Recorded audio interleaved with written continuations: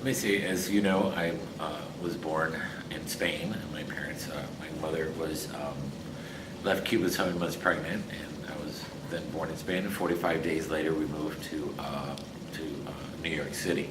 So my green card is actually my first baby photo. So that was kind of an ironic sort of foreshadowing of the things that would concern my life later on as a writer.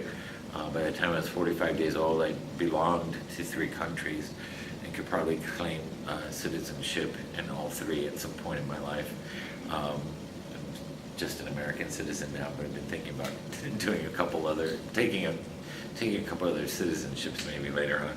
Anyway, so I grew up in Miami, which was a very interesting place in the 1970s. It isn't the Miami that you guys know right now. Believe me, it was a very boring place. There wasn't much to do, but it was a very tight-knit community. It was a city on the edge that was growing enormously, and most of it was because of the influx of the exile community. Maybe it was my own doing, but there was always, I think that happens in exile or immigrant or marginalized cultures. There's always like, yeah, I'm American, but not really. And through this whole inaugural process, what was so amazing was that I realized that that story I was born into wasn't just a Cuban story. I was born into the American story. The fact that I was in this country when I was 45 days, there's a story there that I sort of hadn't acknowledged or hadn't explored, and realizing that there really weren't 2 stories, there was 1 story. That my mother's story is an American story, and the whole idea of the immigrant story is a very American story.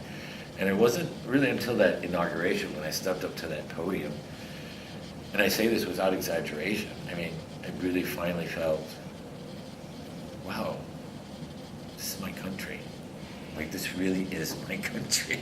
I mean, it might as well have been like a swearing-in ceremony, a citizenship ceremony, because I swear to you that until that moment, I still felt like, well, America's for someone else. It's something else. It's not quite, But that whole experience taught me to, unfold and start investigating that story, and it's giving me sort of another creative pathway or permission almost to talk about America and that same story in a way that I hadn't before.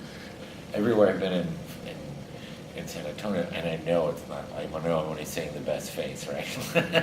But that sense of community I feel very strongly. I know there's divided communities, I've learned that much, but even within the divided communities, there's a sense of community. It's the kind of place where you can go to like Liberty Bar and like run into people and have dinner together. That's how I live in Bethel right now. And that kind of reminded me of Miami in that sense of that there was a connection within the community that was larger, something maybe unspeakable, but always friendly. Like, I don't know, every time I land in San Antonio, it's just a friendly town. Like, I do get just that sense that even within the tension, that there is this sort of sense of belonging that I think means community, and I've always felt that. And everyone I've ever met here has just been so gracious and loving and honest and genuine that I can't, that's rare.